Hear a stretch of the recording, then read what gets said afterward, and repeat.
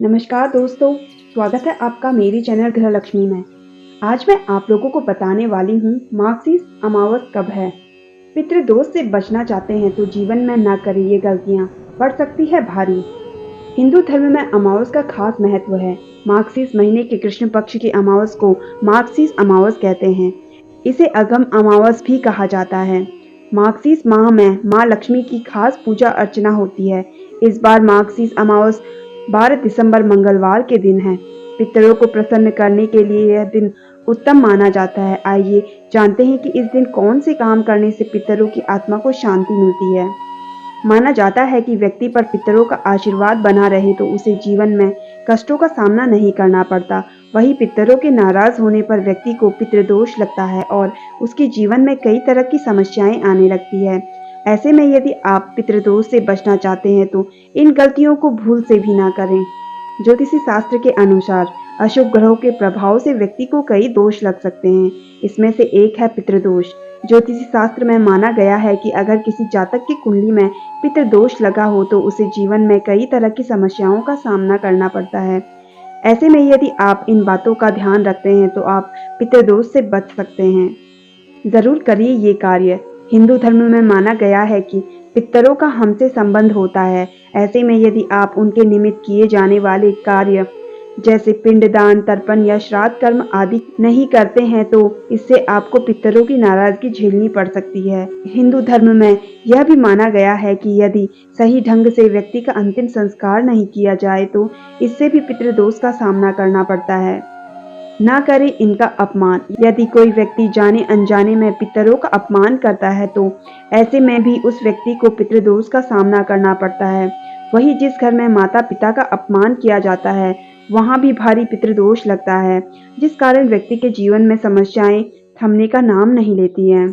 भूल कर भी ना करें ये कार्य। यदि कोई व्यक्ति पीपल, नीम या बरगद आदि के पेड़ को काटता है तो इससे भी पितरों की नाराजगी झेलनी पड़ सकती है, क्योंकि इन पेड़ों में पितरों का वास माना गया है। वही किसी नाग की हत्या करने पर भी व्यक्ति को पितृदोष का सामना करना पड़ सकता है। ना उत्पन्न होने दे ऐसी स्थिति।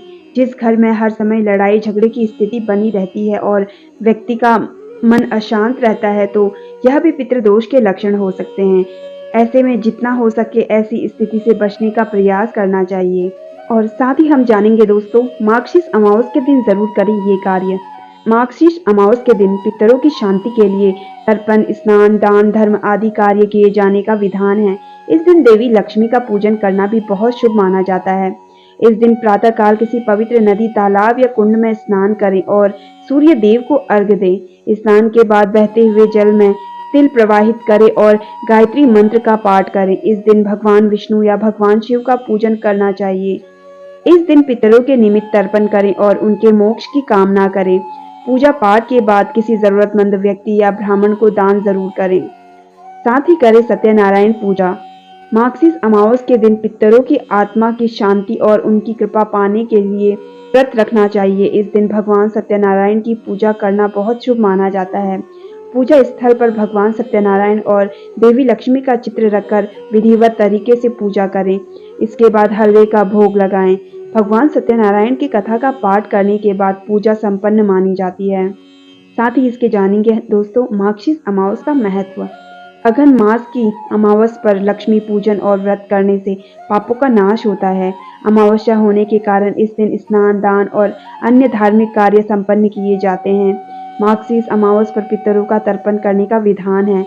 मान्यता है कि इस दिन किए जाने वाले पूजा पाठ से पितरों की आत्मा को शांति मिलती है और उनका आशीर्वाद प्राप्त होता है।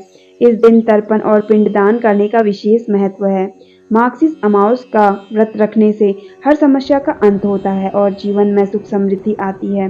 पौराणिक शास्त्रों के अनुसार इस दिन पूजा करने से पितृदोष का निवारण होता है और पूर्वजों का आशीर्वाद परिवार पर बना रहता है। तो दोस्तों, कैसी लगी आपको मेरी ये जानकारी, कमेंट करके ज़रूर बताइए।